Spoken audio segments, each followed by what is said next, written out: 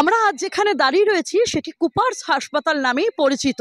British আমলে ৩.৫ acre জমির ওপর এই হাসপাতালটি কিন্তু তৈরি হয়েছিল, কিন্তু ১৯৯০ সালে এই হাসপাতালের পরিষেবা বন্ধ হয়ে যায় এবং এখন এই হাসপাতালের কিছুটা অংশ পোস্ট অফিস রয়েছে, যেখানে কুপার্স পোস্ট অফিস বলা যায়। এবং এই হাসপাতাল কিন্তু ১৯৯০ সালে কিন্তু পরিষেবা বন্ধ করে দেয় এবং তারপরেও ২০১২ সালে এই হাসপাতালে সুপার স্পেশালিটি হাসপাতাল হিসাবে শিলান্যাস করা হয়েছিল, কিন্তু আজও সেই হাসপাতাল তৈরি হয়নি এবং বরং ভগ্ন দশায় কিন্তু এই হাসপাতাল রয়েছে।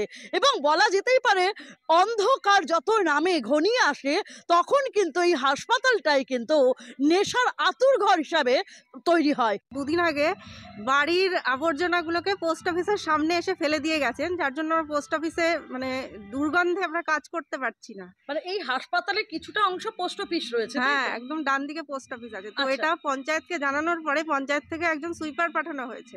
সুইপার এসে দেখে গিয়ে বললেন যে এসব নোংরা আমি ধরতে পারবো না, আপনারা ব্যবস্থা করে নিন।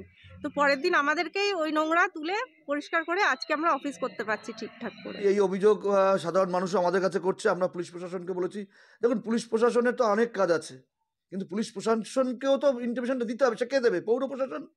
পৌর প্রশাসনের মহকুমা শাসক তিনি পৌর কুপার্স পৌর এলাকা সম্পর্কে কিছু জানেনই না, জানার চেষ্টাও করেন না। আর যারা আধিকারিকরা আছেন তারা কি করছেন বুঝতে পারছি না আমরা। হয়তো ভাবছেন এইভাবেই হয়তো চলবে, কিন্তু এইভাবে চলবে না। কুপার্সবাসীরা জানাচ্ছে তাদের চিকিৎসার জন্য কিন্তু দৌড়তে হয় সেই রানাঘাট মহকুমা হাসপাতালে, যেখানে কিন্তু দুটি রেল গেটও তাদেরকে পার হতে হয় এবং সেইখানে কিন্তু তাদেরকে দৌড়তে হয়। তাই কুপার্সবাসীরা চাইছে তাদের এই হাসপাতালটা যেন ফিরিয়ে দেওয়া হয়। আমার শহর রানাঘাট থেকে ক্যামেরায় সৈকত চ্যাটার্জির সাথে সঙ্গীতা চ্যাটার্জির রিপোর্ট, কলকাতা টিভি।